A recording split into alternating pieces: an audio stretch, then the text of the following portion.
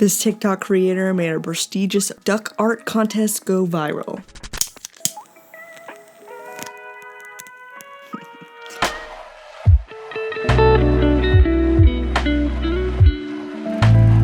I'm Kira Sabin. You might recognize me from TikTok. I do have about 290,000 followers on there of amazing people who love ducks and have watched me on this journey. But this is my formal introduction to YouTube and how a simple duck painting changed my life.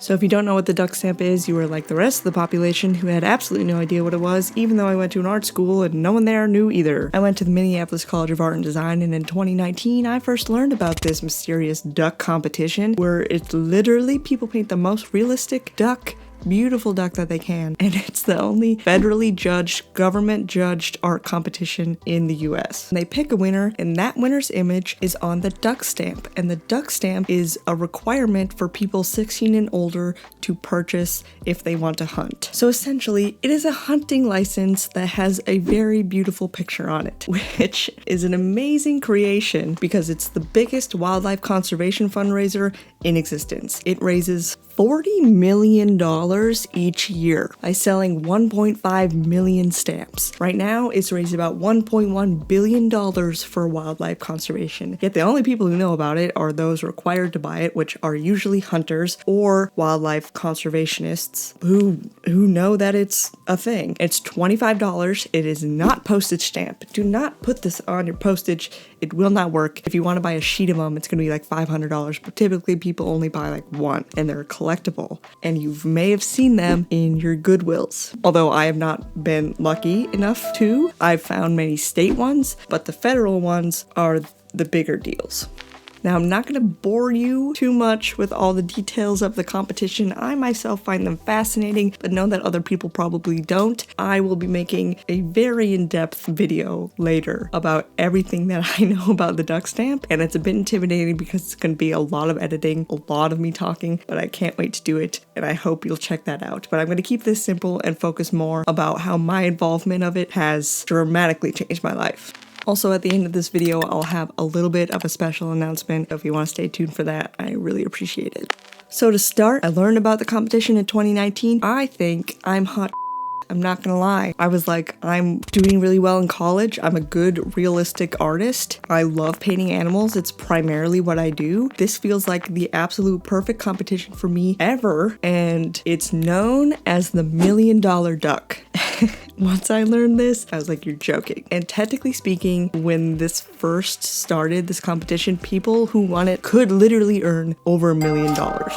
And that is because this competition, they use your image on the stamps, but the artist retains their copyright of it. That means the artist can choose to make prints, limited edition prints, merch, anything. They can do anything they want with the image, and they get the proceeds. You don't win anything from the competition itself. If you win, you literally get nothing. You have to actually give them the image, and anything that you reproduce, you have to give them some of it. But then you could do whatever you want with that image. And in the past, it was life-changing if you won this. Now, people don't like to talk about money, but you can't earn quite as much, but you can earn thousands. It's a very prestigious competition. It looks great on a resume. Not that that really matters in the art world, but it's quite a brag if you win this competition. And I want to win it. I want to win it. I'm not only obsessed with it, I enter and I want to win it. And that is what drew people in.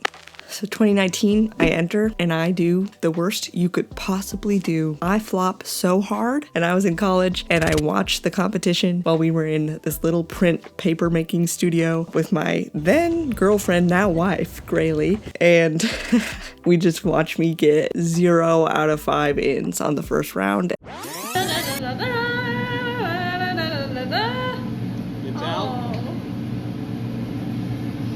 And then I'm done. And I spent a lot of time on it. I didn't really have any money. My mom had to pay my entry fee, which was $125. I couldn't afford that. And instead of being like, oh, well, there goes that dream. There goes that dream. I doubled down and I was like, this is what I'm doing. I'm going to do this every year and I'm going to win one day. It's now 5 years later and I'm still entering, and things are monumentally more involved than I would have ever guessed.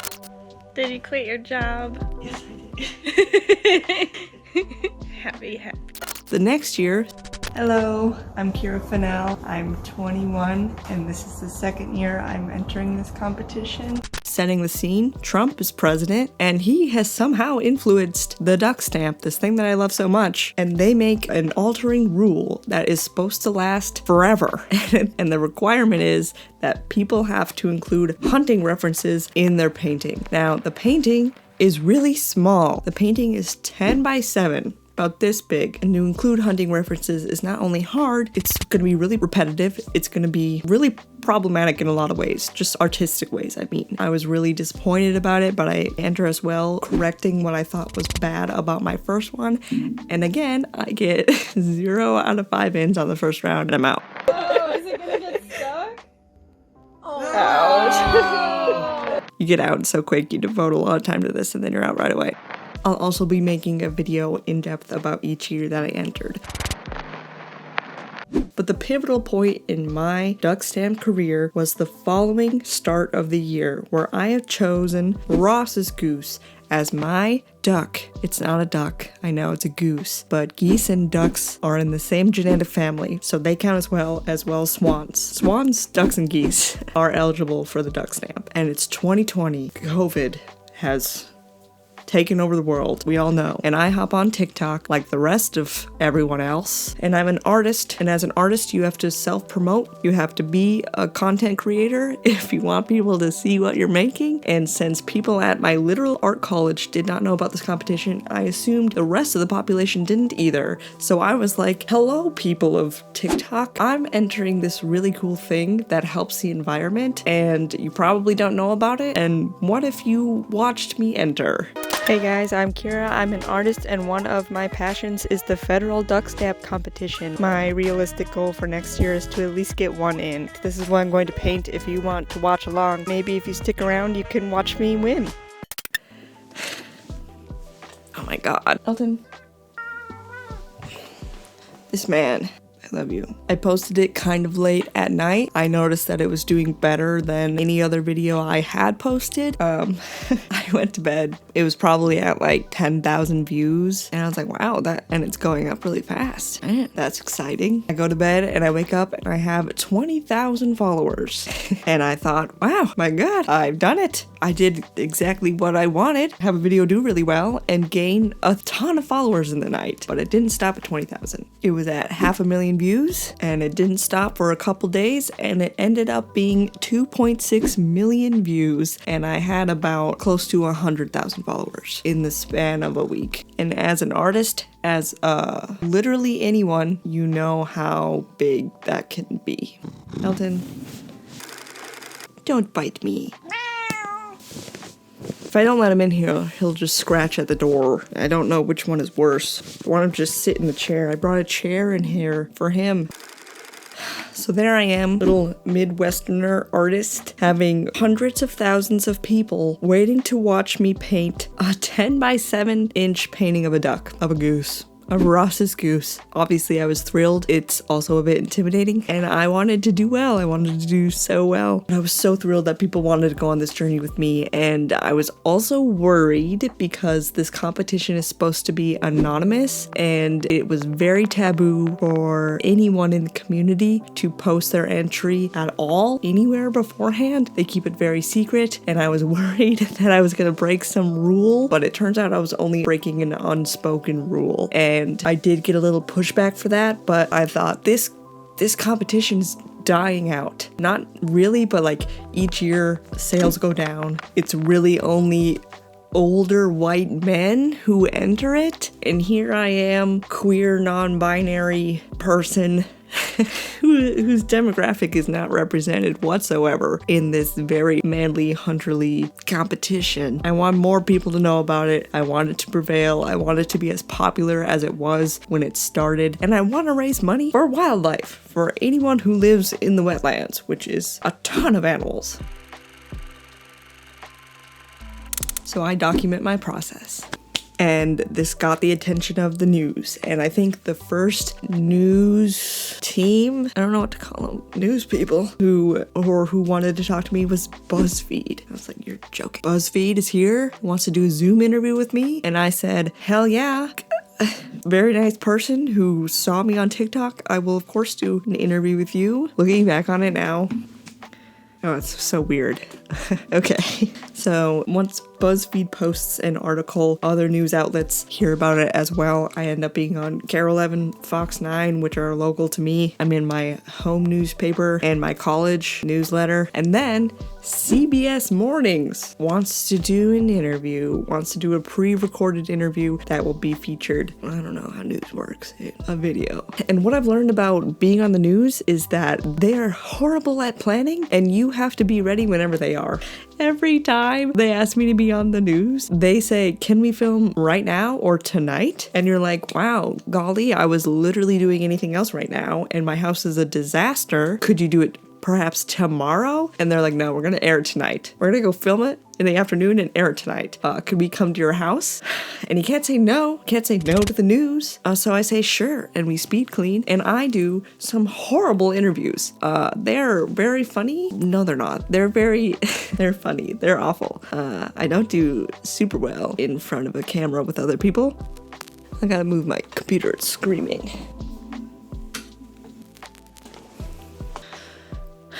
The biggest takeaway from being on those news articles is that they're editors. Who are these editors? Why did they do this to you? We have like a 30-minute long conversation and they choose little snippets of what you say to put in there. They put one in there without having any context whatsoever. Here it is.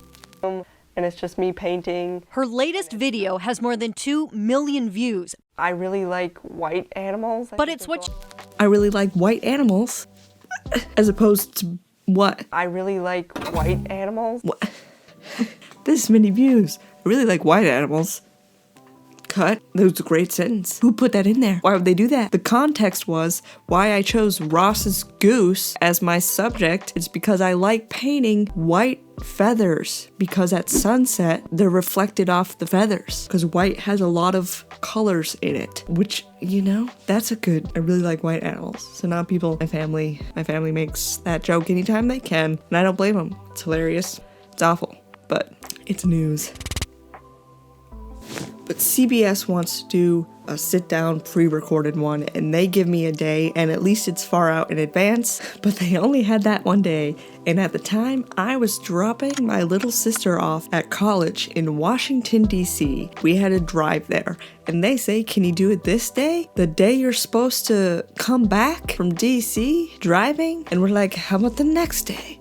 They say, no, only that day. So my mom and I, just me and my mom, drive 26 hours straight to make it back in time to sleep for probably 4 hours and then do CBS interview. I say it like it's a bad thing. It's not a bad thing. It's a bit of a ridiculous thing to drive 26 hours straight so I can talk about ducks on the news. But you're sure as hell I did that. Each year, a new painting is featured on federal duck stamps. now has millions of views watching their every brushstroke. Could you have imagined this all from a painting of ducks? No, some geese flying in the air. It is definitely not what I thought people would be interested in. My neck gets all splotchy. They're really nice. They come in my house. They want to see Elton. Of course, he sits on my lap as we paint. It's cute. And then it's on the news, and I can't believe that. And now I've gone past local news. I've been a full-time artist since leaving college, basically. I did pet portraits for a long time, and that was my main income. It wasn't my passion, though, so I was looking for a different avenue to get out of that. I wanted my art to be able to sustain me as is, and I cannot be more grateful for all the people who love ducks, who wanted to see me win this, because I was passionate about it and determined and raising awareness and getting other people to enter as well. So I'm continuing to gain followers. I have an Etsy at the time. My Etsy is doing really well. I've earned a couple $1,000s from things that I've sold on it, and it really did feel like my dreams were coming true. Still does. But it's time for me to make this goose painting of Ross's geese. My only goal that year is to do better than I have, which is the worst you could do. So I want 1 out of 5 ins on the first round. There are 3 rounds of judging. I've not even gotten a single vote toward my painting yet. And after the first year, I had a big reality check about where I stood in this competition. There are fierce competitors with so much more experience than me. There's a group of 3 brothers, the Hoffman brothers, brothers who have now won, I believe, a total of 15 or 16 times. I'll talk about them more in a different video. They actually live in Minnesota. Minnesota has a great competitor base. I'm in Minnesota. It makes sense that I've heard about it. We have a lot of lakes. We have a lot of ducks. We are the demographic that would care about this most, but any state can enter. But I have huge competitors, and these people are well known because there is a documentary about this. And please go watch this documentary. I believe, unfortunately, you have to rent it, but it is worth that $4 or whatever. It is called The $1 Million Duck, and I watch it basically once every year. It gets me really excited. It gives me a little bit of FOMO because I haven't been so involved with the competition. At this point, I had never gone to the competition because it is in a different state each year, and I didn't have expenses to travel. And then it was COVID, and they didn't have the competition in person for a while, so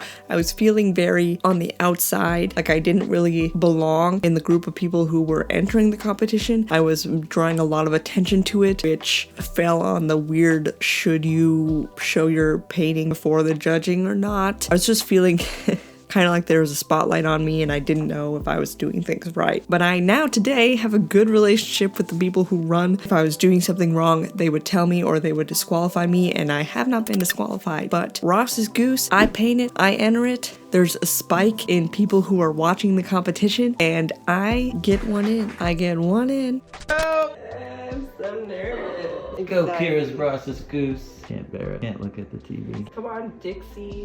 You got one. I got one in. Wayne! Go Wayne. And that was my goal, and I am thrilled. As I tell this, I'm like, is this really a interesting story? Having a lot of weird doubt, but I mean, obviously it is from how many people have been interested in it. But I'm just like, I'm just painting these little paintings, painting these little ducks in my house, and I'm just blown away that I can make an impact. I'm so happy it can. But I do a little bit better than I ever have, and that gets me really excited about the next year. And the next year, I paint Bucket, who is a mottled duck hen. She's a female, and female ducks are not usually on winning stamps. It's usually the male, which makes sense because they're the more showy, colorful ones, because they are like that to attract females, because females like that, so you paint them. But with the mottled duck species, it looks like a mallard, it looks like a hen mallard, and the males and the females look very similar besides their bill color. So I was gonna be rebellious and painted a hen instead of a drake, and her name was Bucket. And Bucket is a lot of people's favorites because it's when they first discovered me. I'm past 200,000 followers now. I'm making more money than I ever have in my life. I'm able to help my family a little bit in times of need. I get married. I get married in 2022 to my wife, who's been with me since I started the duck stamp, since before we met in college. We had the same schedule in college. We were right across from each other. It's really cute. We're really cute. I sell a ton of merch of Bucket. I sell over 500 prints, and I got 4 ins. I got 4 out of 5 ins on Bucket. My best judged, I wanted 2 out of 5 ins to improve from the year before, and I get 4. And the streaming, it's streamed on YouTube and it crashes for a little bit. The amount of support is unbelievable. There's the people running it mention that there's been a spike, and John Oliver enters as well. I do get a little bit annoyed if people are like, oh, did you enter because John Oliver made it a thing? And I was like, I've been entering. I'm thrilled that he did it, but that's not why I did. He enters joke ones that a few of them actually get disqualified because he didn't read the rules close enough, I guess, but he made really interesting ones, and I'll probably make a video about that too because it touches on some rivalry in the duck world. There's duck drama. There is. It's a bunch of prestigious dorkiness, silliness going on in this duck stamp world, and people make it their entire lives. They enter for decades, and never win, never place. And I'm gonna be one of those people, but I am gonna win. I'm gonna win this competition. I am set on that. I will be winning this competition one year, and I think that's why people want to follow me. I know my skill set. I know when I'm not doing as well. I know what I need to improve on. It's hard to do that. It's hard to improve. I mean, you can say it and you can have as much knowledge as you can, but if it doesn't come out, it doesn't come out. And with each year, I am improving, except not with the judges. After bucket, I enter with pintails. And at this point, I'm stepping it up a level. I purchased a camera, a really good camera. It cost me, I got the lens refurbished. The lens matters a lot. I'll put in the specs. Everyone wants to know specs. I don't know that much about cameras, but this is what I got. I got one of the best mirrorless cameras, Canon EOS R7, filming on it right now, and I get a 100 to 400 millimeter lens. That part is refurbished, but total that cost me $3,444. I remember that because 444. So like, I've invested some money. I was able to make that much money, and I bought a good camera, because a hard part of this competition is reference photos. You can't just go on the internet and take any photo of any duck and paint it exactly as is and turn it in, because that is someone's artistic property that you're stealing. Copyright rules are really confusing, and really, if you take something as far as a lawsuit, it's hard. Even if you do use a specific reference from online, it's hard for it to be considered copyright, but you shouldn't do it. So a big part of my goal was to have a good enough camera that I could go out and take pictures of these ducks and have my own photo references that I use. I will also be making a different video about how I develop my references, and if you do have to use photos from online, how to do that appropriately. But I'm taking this serious, and I go to Washington State because my twin is living there at the time, and they have pintails there, and I snapped some pictures of these pintails. It was a great Thanksgiving. I named them Teaspoon and Brown, and I make this painting. I think it's probably my best one, but the judges do not. But this time, I get to go to the competition. I went to the competition in person. It was a packed room, and the judges and the organizers said it was the most lively room that they've had in years, and I'm overjoyed at the fact that that was probably because of me. And I meet a lot of the people from TikTok who have been following me for years, and it's a grand old time. And I meet all the people who are in the $1 Million Duck documentary, who I've watched every year at least once, and I see them in person, and some of them know who I am. I meet the Hoffman brothers, and 2 of them at least. I'm baffled at what has happened with my interest in the duck stamp. But the judges panel was amazing because it was 5 women, which I don't think has ever happened. But these women did not like my painting. I only got 1 in, and Kess, my twin sister, was entering with me this year because she's an artist. My wife is an artist. We are a creative family, and I convinced her to enter. She gets 0 out of 5 ins, and that's really sad because obviously we've spent so much time, money, resources, our life, my life at least. She doesn't do nearly as much preparation as me because it's not her thing. She's just doing it for fun mostly. And in a couple minutes, we're out. But I go to the second day of judging, and I get to see the winner announced. And it's Chuck Black, who I had previously followed on TikTok even, which is really cool. And he has never won before. He's not there, which was kind of sad, but that's okay. And he gets first place. And Adam Grimm is there, who gets second, and third place isn't there either. And I get to meet some of the people I've been emailing with who run the competition, and it feels like I'm finally part of a community. But I also am so humbled. I see these paintings in person, and man, I have a lot of work to do, but I'm gonna do it. So today, I sit here, I've entered 5 times, and I'm gonna enter again. And I've chosen the species out of the 5 eligible species. I picked the spectacled eider, who wears glasses, goggles, spectacles. It's just suiting. I love the weird looking bird. This bird lives in Alaska or Russia, and I want to take my own photo references. So now I'm sitting, trying not to procrastinate my painting, which I do every year, but I need to make it to Connecticut, which is not one of the 2 places I just mentioned, but there is a conservancy that has them in Connecticut, and I'm hoping to be able to fly there next month to go take some pictures of spectacled eiders so I can paint a painting and enter it in the federal duck stamp. And I will be documenting the entire process on TikTok and on here, and it's a blast. I'm telling you, I know that it's like my special interest and I love it so much, but other people do too because it's hilarious, it's cute, it's educational, it helps wildlife. I want more people to go buy a duck stamp. You can buy a duck stamp online through USPS, Postal Service, Post Office. Go on there. I have all the links everywhere.